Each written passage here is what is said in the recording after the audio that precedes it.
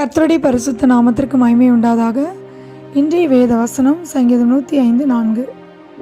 கர்த்தரையும் அவர் வல்லமையும் நாடுங்கள், அவர் சமூகத்தை நித்தமும் தேடுங்கள்.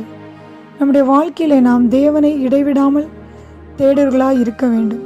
அப்படி நாம் தேடும் பொழுது அவர் நமக்கு வல்லமையை கொடுக்கிறவராய் இருக்கிறார்.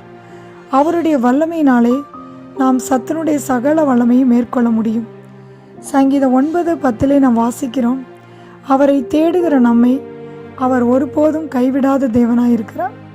அவரை தேடுகிற நமக்கு அவர் தூரமானவர் அல்ல, சமீபமாக இருக்கிறார் என்று பார்க்கிறோம். நம்முடைய வாழ்க்கையிலும் கூட ஆபத்துகளும் போராட்டங்களும் நம்மை சூழ்ந்து கொள்ளும் பொழுது நம்முடைய உள்ளத்துக்குள்ளே பயம் வருகிறது.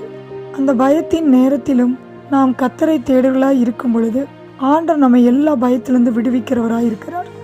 ஓசியா 5:15 நாம் பார்க்கும் பொழுது, அவர்கள் தங்கள் குற்றங்களை உணர்ந்து என் முகத்தை தேடும் மட்டும் நான் என் ஸ்தானத்துக்கு திரும்பி போய் விடுவேன், தங்கள் ஆபத்தில் என்னை கருத்தாய் தேடுவார்கள் என்று பார்க்கிறோம்.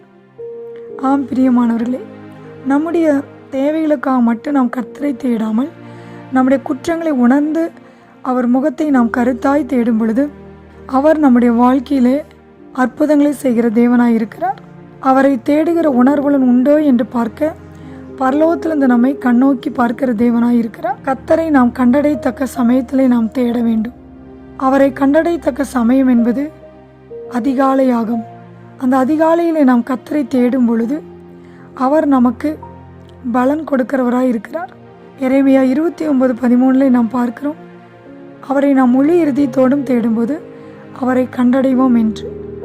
ஆம் பிரியமானவர்களே, ஒவ்வொரு நாளும் அவருடைய சமூகத்தை நாம் தேட வேண்டும், அவருடைய வல்லமையை நாம் நாட வேண்டும். அப்பொழுது நாம் ஆசீர்வாதங்களை பெற்றுக்கொள்வோம். கர்த்தர் தாமே இந்த வார்த்தைகளை ஆசீர்வதிப்பாராக. ஆமென்.